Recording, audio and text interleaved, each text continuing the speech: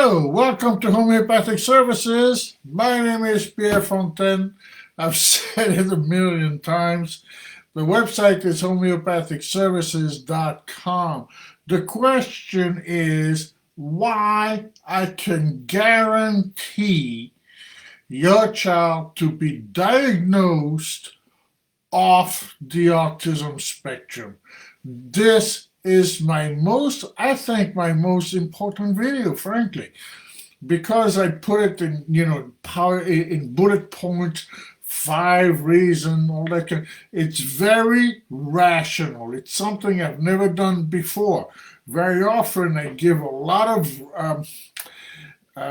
reason of where I am in terms of treatment of kids on the spectrum, diagnosed on the spectrum. And it is a guarantee that they can be diagnosed off the spectrum. It doesn't happen in a minute. It doesn't happen in 6 months. Okay, we're looking at 2 years. So perseverance is of the essence. But I guarantee you, and essentially all of my patients start with 3 questions, okay, to the parents. How is the spontaneous eye contact? At least 9 out of 10 in my practice is 0. On a scale from 0 to 10, how is your child's eye contact? He doesn't even look at us. How is your child's spontaneous interaction? He doesn't interact with anyone. And how is speech? From these 2, you know that speech is going to be extremely limited to single words and at best, most of the time he takes our hands and he, makes us point to the cookies or whatnot. So I can guarantee your child to be diagnosed off the spectrum. In other words, that you go back to the doctor who diagnosed your child on the spectrum, your child will be diagnosed off the spectrum. I can't make it clearer than that. What are these 5 reasons? 1, I have defined autism in my 3rd book, The Language of Autism. Yes, I've talked many, many, many times about the language of autism, and I know my Facebook wall has been wiped clean. But autism needs a definition. You have a lot of doctors who assume or have theories of what autism is. And as parents, you think that is, if you treat what causes autism somehow, you will treat autism. It doesn't happen this way. Knowing what autism is, i.e. conceptual inability, which is central to this book, my 3rd book, The Language of Autism, knowing what autism is absolutely crucial to knowing what we need to do, which is restore concept in your child. You function according to concept, social concept, language concept, and according to that, you are neurotypical. Your child doesn't have any of that. There are about 150 symptoms that comprise autism: eating a single food, pooping in the closet, pooping in a diaper, constipation. All of these, whether they are physical or behavioral, so-called behavioral, I consider them symptoms of autism. All of these can be understood through my definition of what autism is, which is conceptual inability. Read the book, you will know all about it. All of the parents, all of my patients' parents know, and they relate that way to their child, knowing what it is. Let's say, worst case scenario, nothing happens. At least by understanding autism, you will be able to relate, to know how to operate with your child, which most of the time parents actually don't. I hear it every single day. So even today, well, my child attacked me, the father said. Because, why? Because he doesn't know really how to deal with his child. He doesn't know how to deal with his child because he doesn't know what autism is. So in a everyday situation, we're going this way and the child went bonkers. As we know, it is very easy for a child on the spectrum to do. Then there was no backtracking. There was no backtracking because there was a mistake made. So, number one, autism has a definition. Understanding that tells us what to treat. What do we need to treat is autism itself. You see, you go to a biomed doctor, okay, or any of everybody else who does the same thing, which is do some hair analysis, blood analysis, find some toxicity, which has nothing to do with autism, okay? It has nothing to do with autism. 25 years ago, I said autism is a very painful disease. Nobody believe me. It is. It is clear now. I am telling you today, the toxicity of your child has nothing to do with autism. It is actually the reverse. The autism has created the toxicity, but the toxicity in reverse does not have anything to do with autism. So number two is treat autism. We must treat. Now, how do we treat autism rather than what we think are the causes of autism? Two different things. What we think are the causes of autism, which are not wrong necessarily. Tylenol, there's been a lot of talk about that. Tylenol, antibiotics, antibiotics, in my view, are probably much more culprit than Tylenol.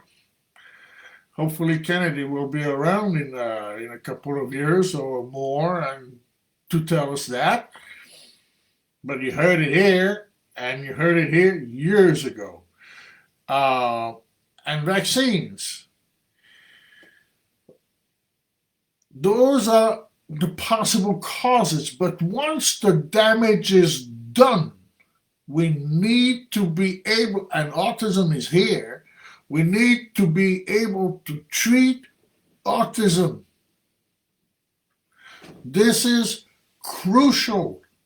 That's why there's so much failure. That's why nobody will ever guarantee your child to be diagnosed off the spectrum, because they say they're going to look at the toxicity, the arsenic level, the ammonium and whatnot, and they're going to say, well, you need to detox that and do some HBOT, some oxygen, pump up some oxygen with some B12 as well, which has nothing to do, will never ever do anything concrete. We may help on the periphery, maybe some symptoms, but that is not guaranteeing being off the spectrum, which I am doing. So the number two reason why I can guarantee it is because I treat autism itself. Now you're scratching your head. You said, how'd you do that?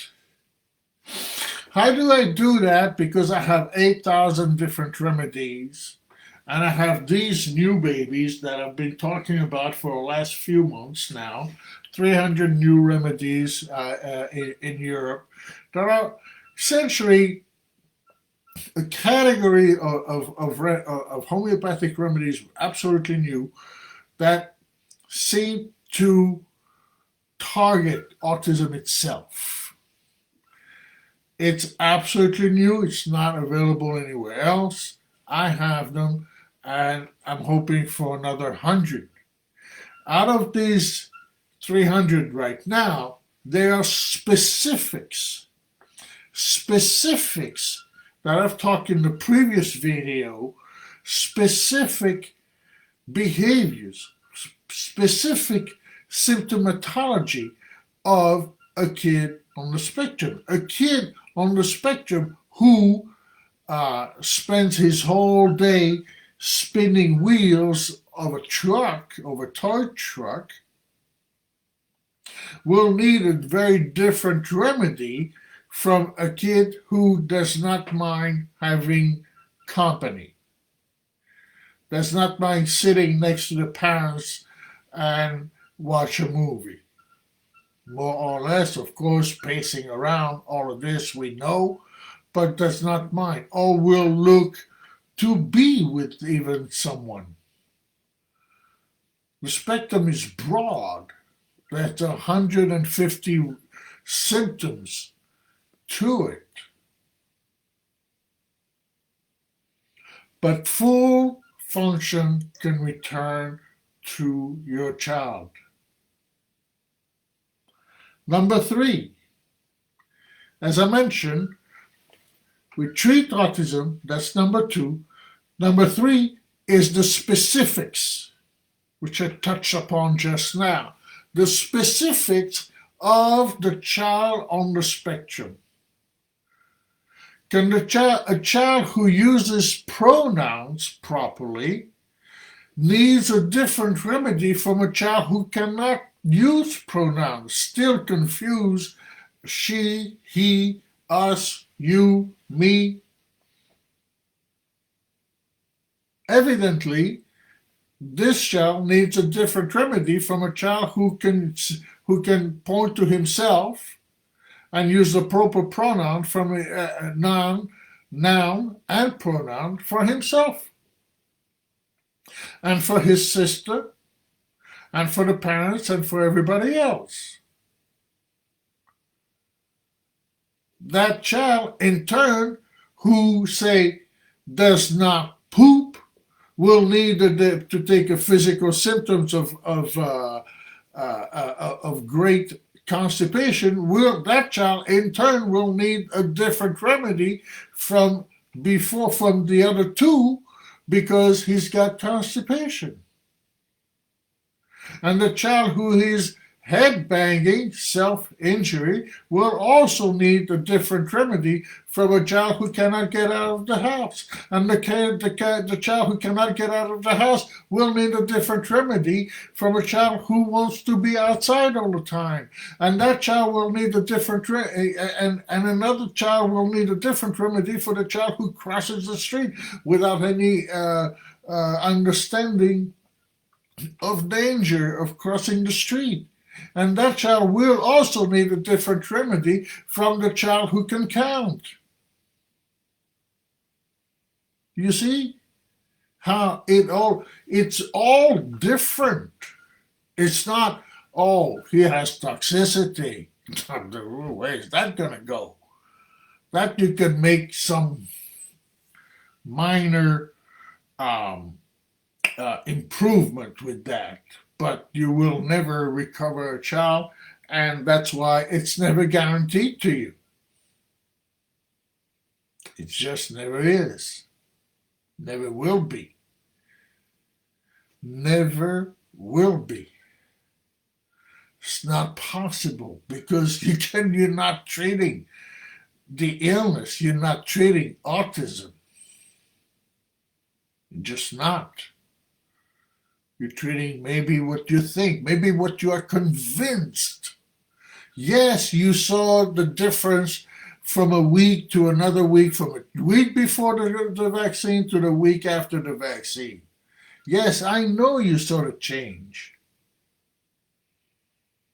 But the damage is done now. You cannot treat what was done before. It's not happening. You see? You need to treat what is here now. Say you have cardiovascular disease. You can't treat the stakes. You know, that is essentially what you're trying to do with autism now. You have to treat the hypertension itself. The causes, we know the causes. We know the causes of autism. We know the causes of hypertension. Two different things, completely unrelated. And don't get me wrong, I'm trying to get you to understand that now you need to treat autism itself, and nobody is actually suggesting to treat autism, but what we think causes autism. Step out of that, and your child will be diagnosed off the spectrum. Number four is we're not looking to improve haphazardly. That is what happens when you treat haphazardly. You have haphazard results. What does that mean? Haphazard result is, say, your child has constipation. Very common. Your child has constipation. The constipation is better. Okay. There's less pain. Less pain. Every 5 days, there is less emotion around the pain of not having poop for 5 days. But that's it. Okay, so you continue with whatever supplement you're giving in order to keep the non-constipation going. But the speech does not improve much, okay? The interaction does not improve, the eye contact does not improve, the diet has not improved, nothing else has improved, only haphazard symptoms. The reason why I can guarantee, the fourth reason why I can guarantee being diagnosed off the spectrum is because when I treat, I see broad spectrum improvement. That is, let's say the constipation improved, but also the eye contact improved, not on the day of poop, but across the board and with everybody. And not only that, but little Johnny will know to put shoes on. Little Johnny is not going to run around naked. Little Johnny, in fact, does not run around anymore. And little Johnny knows that the bus is coming, and he prepares himself for the bus to go to school. And now he can sit at the table and eat with the rest of the family instead of having to have a tablet, watching a tablet and take a bite here now, run around the kitchen table or the living room and the bedroom up and down and take another bite. No, it doesn't happen anymore. Little Johnny now can sit and do his homework. And in fact, like a case, I don't know, yesterday or last week? Oh no, that was yesterday. Yesterday. Oh, let me see. Hang on. I'm sorry. Let's take the example. His behavior is very good. Again, I take behavior as as symptoms in terms. Great job. He can fix the car seat by himself now. He's no longer screaming. He said, I can do the homework by myself. There you go. I can do the homework by myself. Don't worry, Mom. Literally, don't worry, Mom. I can do the homework by myself. And she checks. And he says, if not well done, don't worry, I will fix it.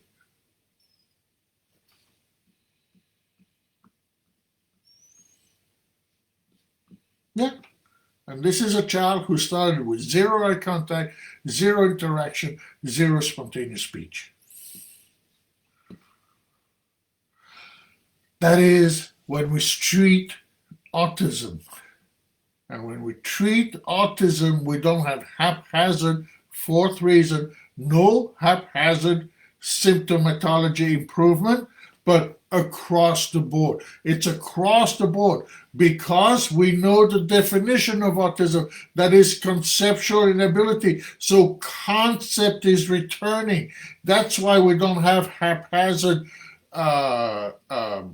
improvement. We have broad spectrum improvement. We have broad spectrum improvement because concept is returning all across the board. Of course.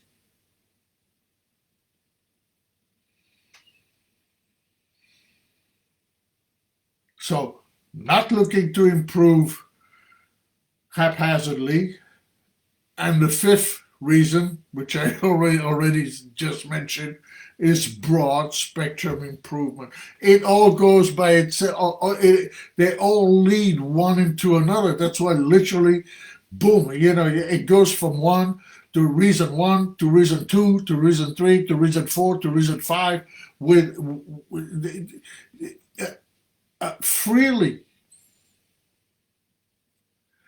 This is what happens when a child will be diagnosed off the spectrum. It is this process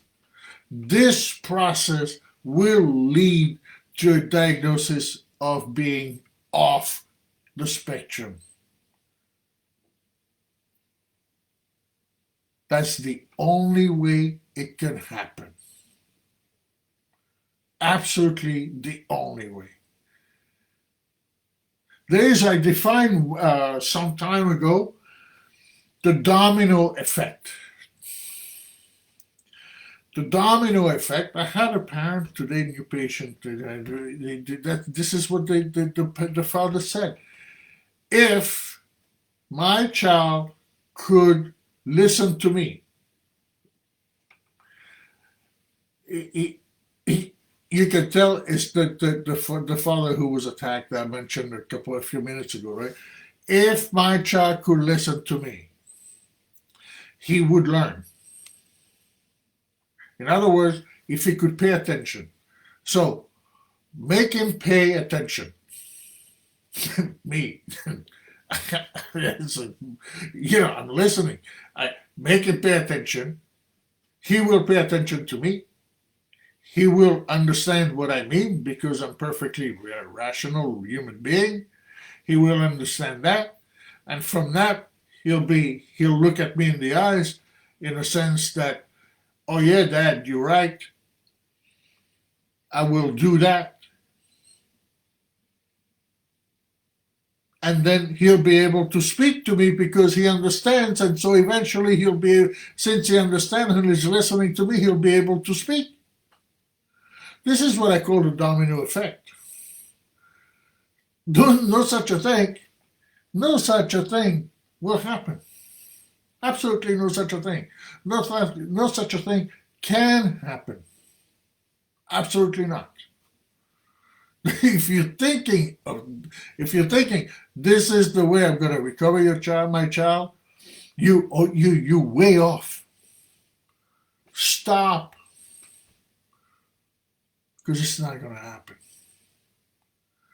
The way I mentioned, truly, and it's not, honestly, really not to be right or wrong here, but only by restoring Let's take the number one.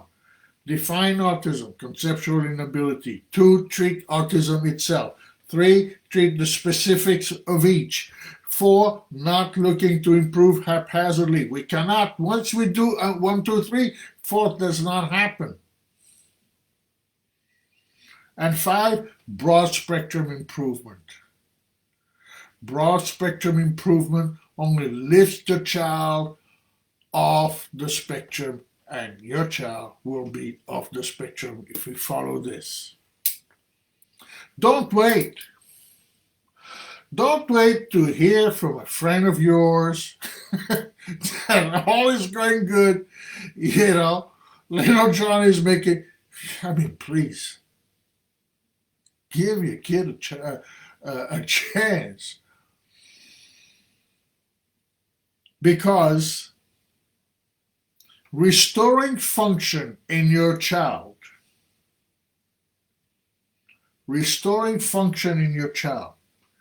will restore independence,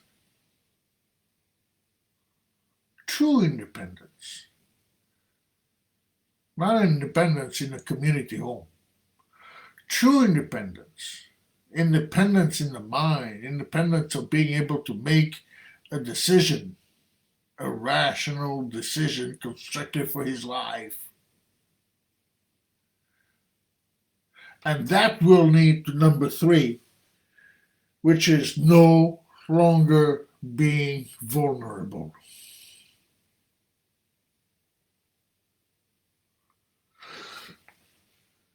That last word is key.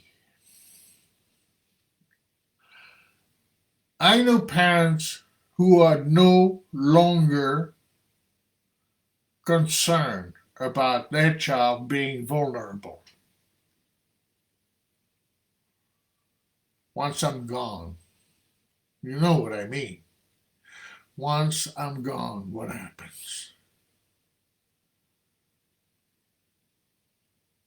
Vulnerability. And that, if we treat this way, vulnerability will no longer be on your mind. Autism will be behind you.